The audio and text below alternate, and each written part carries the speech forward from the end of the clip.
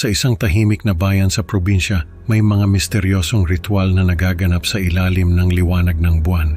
Ang mga matatanda sa lugar na ito ay tila may tinatagong lihim na hindi basta-basta ibinabahagi. Isang gabi, sinundan ng isang batang lalaki ang mga nakamaskara patungo sa kagubatan at nasaksihan ang isang kakaibang seremonya. Ano nga ba ang tunay na nangyayari sa likod ng mga maskara? At bakit hindi siya tinanggap sa kanilang grupo? Alamin natin sa kwentong ito ng misteryo at takot. Noong mga bata pa kami, nakatira kami sa isang maliit na bayan sa probinsya.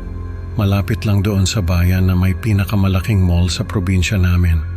Pero kahit na ganoon, hindi pa rin natatanggal ang pagkaprobinsya ng lugar namin. Walang mga matataas na gusali, walang mga fast food chain, walang mga traffic light. Basta typical na probinsya talaga. Hindi ko na lang sasabihin kung saan kasi baka may makapanood na taga roon at magalit sa akin.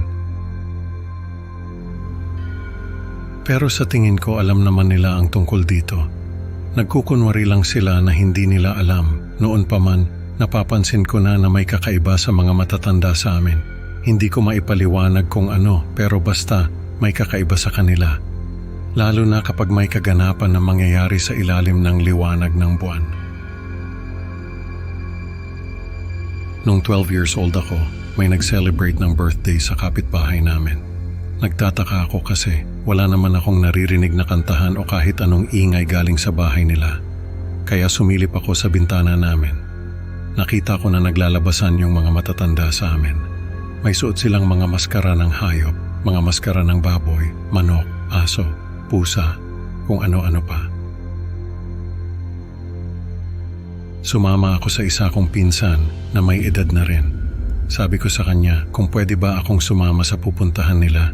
Sabi niya hindi raw pwede. Kaya tinanong ko na lang kung saan sila pupunta. Sabi niya may pupuntahan lang daw silang prayer meeting.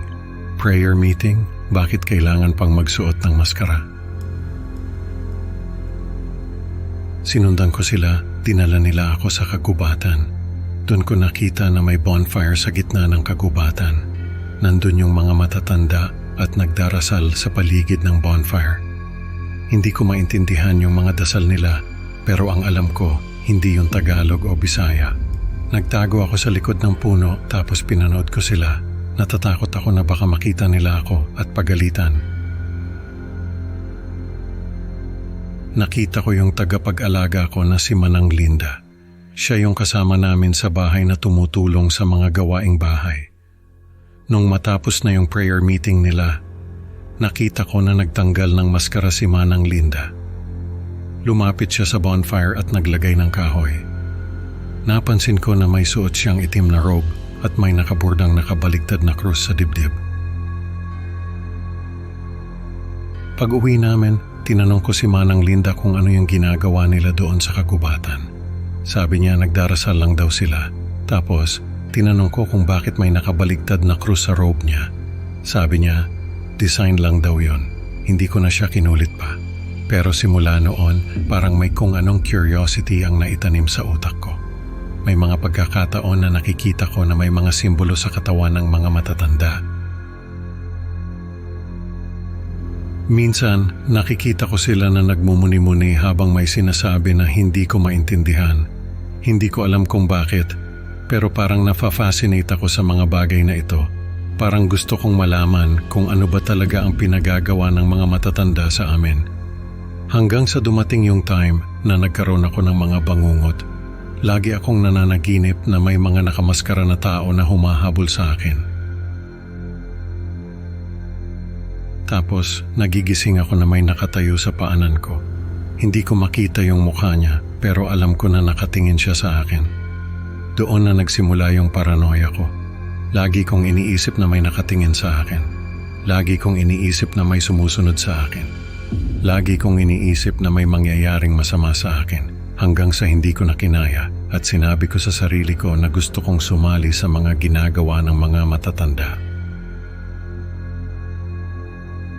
Naisip ko na baka kapag sumali ako sa kanila ay hindi na nila ako habulin pa sa panaginip ko. nakita ko na may itim na tela doon sa aparador ni Manang Linda. Kinuha ko yon, tapos sinuot ko. Naramdaman ko na may kakaiba sa tela na yon. Parang may gumagapang na malamig na hangin sa balat ko, pero hindi ko na lang pinansin. Nung gabing yon, may full moon. Nakita ko na naman yung mga matatanda na papunta sa kagubatan. Sumunod ako sa kanila, pero ngayon, hindi na ako nagtago. Lumapit ako sa bonfire at sinabi ko na gusto kong sumali sa kanila.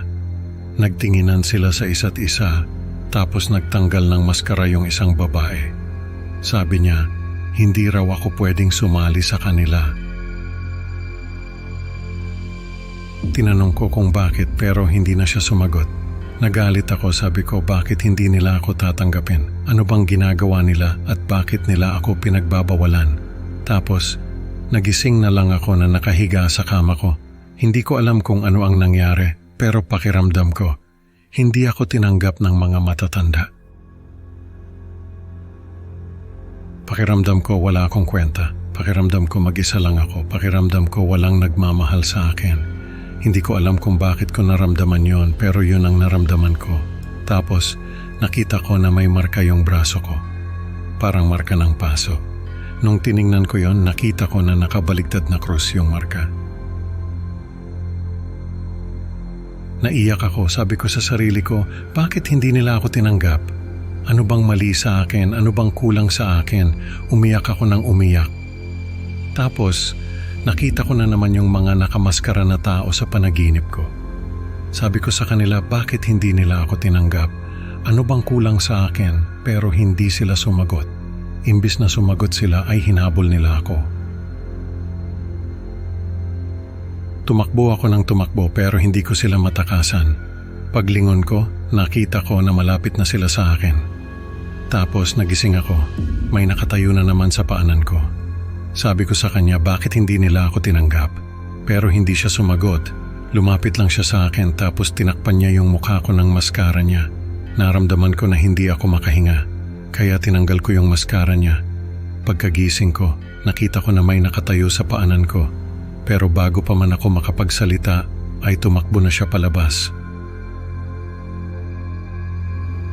Nung sumunod na araw, nag-impake ako ng mga gamit ko. Sabi ko kay Manang Linda, aalis na ako. Nakita ko na nagulat siya. Tinanong niya ako kung bakit. Sabi ko, alam niya kung bakit. Hindi na siya nagsalita. Lumabas ako ng bahay. Tapos nagpunta ako sa bahay ng mga kamag-anak namin. Sabi ko, gusto kong makitira sa kanila sa Maynila. Pumayag naman sila. Kaya simula noon, ay sa Maynila na ako tumira. Pero alam ko na babalik pa rin ako sa lugar namin. Kapag kinasal ako, alam ko na doon ako magpapakasal. Hindi ko alam kung bakit ganun ang naisip ko, pero alam ko na yun ang gagawin ko.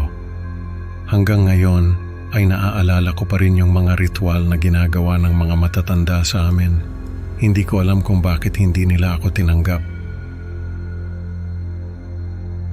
Pero minsan naisip ko na baka kapag tumanda ako ay magiging katulad din nila ako. Itinatago ko yung marka sa braso ko. Ayokong malaman ng iba na may koneksyon ako sa katotohanan ng bayan namin. Sa kwentong ito, natutunan nating may mga lihim na hindi dapat pilitin alamin, lalo na kung may kapalit na panganib. Salamat sa pakikinig mga kaibigan. Huwag kalimutang mag-like at subscribe para sa higit pang nakakatakot na kwento. Hanggang sa susunod na upload, stay spooky. Paalala lang, sa dilim ng gabi baka may mga lihim na mas mabuting hindi na lang alamin.